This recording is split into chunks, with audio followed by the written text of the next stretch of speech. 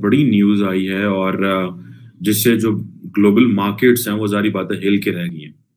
और वो ये है कि इंडिया जो है उसने क्रॉस कर लिया है ब्रिटेन को, जो कि किसी दौर में इंडिया ने देखे, इंडिया और पाकिस्तान ने इकट्ठी आज़ादी हासिल की। इंडिया और पाकिस्तान ने इकट्ठी आज़ादी हासिल की 1947 में, और आज इंडिया यहाँ पे पहुंच गया है कि इंडिया फिफ्थ लार्जेस्ट इकोनॉमी बन गई है दुनिया में की, और जो यूके है that is the sixth largest economy.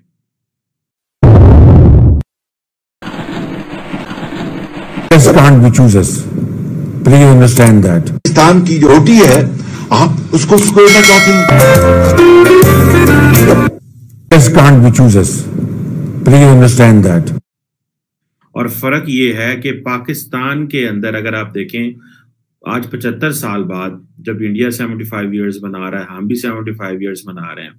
I think India तो G20 का इजलास जो है वो इंडिया में रखेगा, just to give a message कि जी हम यहाँ पे हैं। और पाकिस्तान की सूरत हाल ये है कि पाकिस्तान के सारे फेडरल मिनिस्टर्स इस्लामाबाद के एयरपोर्ट्स पे खड़े होकर बाहर से एड ले रहे हैं और डेलीगेशंस को रिसीव कर रहे हैं। कहीं से $5 मिलियन आ रहा है, कहीं से $10 मिलियन आ रहा है, कहीं से टेंट आ रहे हैं, कहीं से ये आ रहे हैं। गो को ये जो फ्लड्स हैं ये नेचुरल हैं, और इसमें कोई शक नहीं है कि जो बारिश है वो तकरीबन 193% ज्यादा हुई, तकरीबन 200% ज्यादा बारिश हुई पाकिस्तान में इस स्पेल में। ये जो मॉनसून का था, अमूमन 4 स्पेल होते हैं, 9 स्पेल 8-9 स्पेल आ गए, इसमें भी कोई शक नहीं है। लेकिन क्वेश्चन ये है कि हमारा सारे का सारा जो मुल्क है वही बह गया, और जितना पैसा हमने चाइना पाकिस्तान इकोनॉमिक कॉरिडोर में पाकिस्तान में इन्वेस्ट करवाया था, उससे आधा तो जो है वो ऑलमोस्ट इस 2 हफ्ते में फारग हो गए। जितना इन्वेस्टमेंट हमने करवाई थी, अब हमारे ऊपर और इन्वेस्टमेंट और कर्जे चढ़ गए। ये एक डिफरेंट स्टोरी है। अब मैं आपको ये जो बातें कर रहा हूँ ये बड़ी इंपॉर्टेंट, मैं आपको अब ये स्टोरी सुना रहा हूँ। देखें, इंडिया जो है ब्रिटेन की कॉलोनी रहा है, ठीक है जी।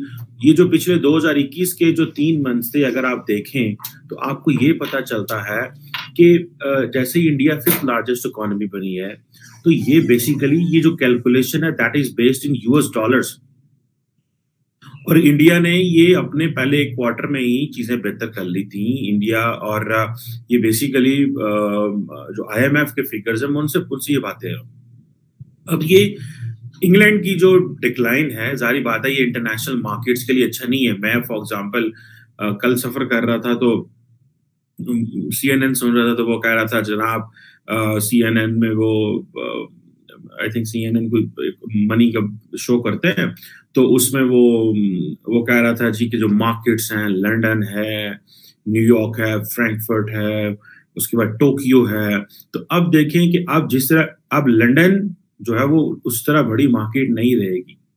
आप देखिए आपको दिल्ली को ऐड करना पड़ेगा। This is what is new, ये एक रियलिटी है।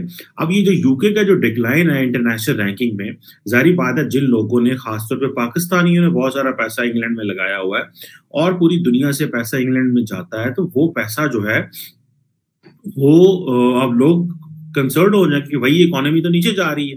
अब प्रॉब्लम ये है कि जो कंजर्वेटिव पार्टी के जो मेंबर्स हैं, जिन्होंने बोरिस जॉनसन का अभी सक्सेसर चूज करना है, और मेरा ख्याल है वोटिंग शोटिंग हो गई है, मंडे को वो सारा उन्होंने काउंट कर लेना है।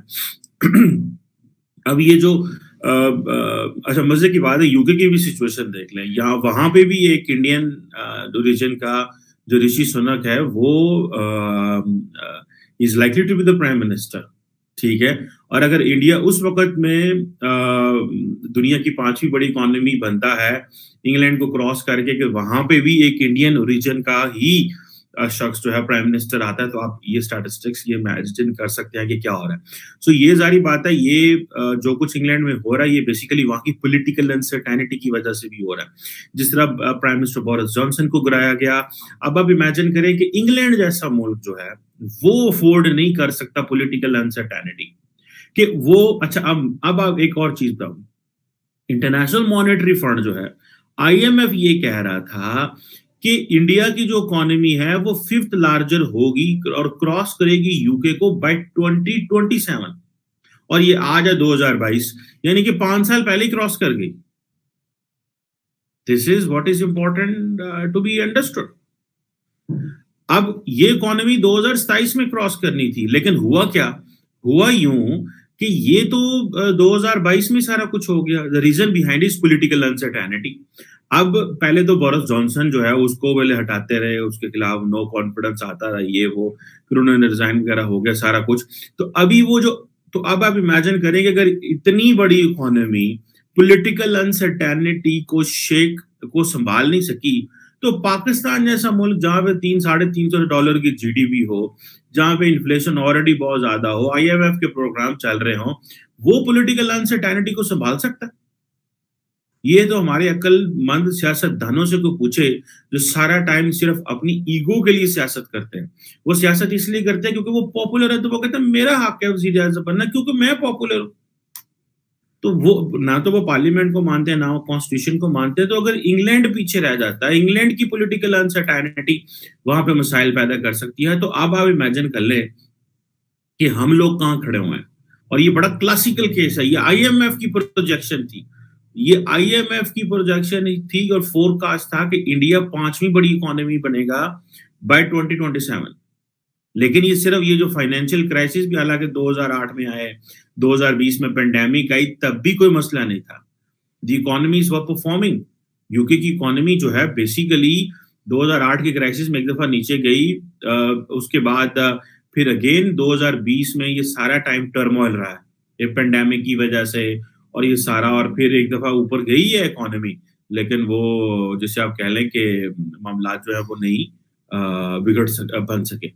तो $3.17 ट्रिलियन की इकोनॉमी है इंग्लैंड की, उसकी क्या नाम है उसका, इंडिया की। और अगर आप यूके की देख लें तो वो भी इस वक्त इतनी ही है, 3.188, और उन्होंने क्रॉस कर ली है। ठीक है जी। अब जाहिर बात है ये एक इसकी ग्लोबल रिपरकशंस होंगे, ये एक ग्लोबल एक कॉन्फिडेंस होगा। जीडीपी में तो इंडिया ने क्रॉस कर रहा है, लेकिन बहुत सारी और चीजें भी हैं जहां पे जाहिर बात है इंडिया अभी यूके का मुकाबला नहीं कर सकता। लेकिन ये जो स्टैटिस्टिक्स हैं ये बड़ी इंपॉर्टेंट है। अब आप देखें कि इंडिया जो है वो जैसे ग्लोबल साउथ का एक पावर हाउस के तौर पर मर्ज कर रहा है। अब यूएस, चाइना, जापान, जर्मनी, इन सबको बड़े और तरीके से इंडिया को देखना पड़ेगा। ठीक है जी। आज से 10 साल पहले जो इंडिया था वो 11th लार्जेस्ट इकोनॉमी था इन द वर्ल्ड। उस वक्त भी यूके 5वें नंबर पे था। आज यूके जो है वो 6ठे नंबर पे है और इंडिया जो है वो 5वें नंबर पे आ गया।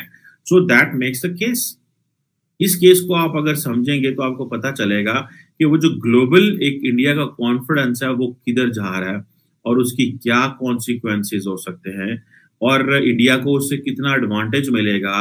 इंडिया के अंदर बिलियनियर्स हैं, इकोनॉमी बड़ी है, बाहर से लोगों का ट्रस्ट है, पॉलिटिकल स्टेबिलिटी है वहां पे भाई। वहां पे ये नहीं है कि वहां पे कांग्रेस पार्टी इलेक्शन हार के सड़कों पे नहीं आ जाती।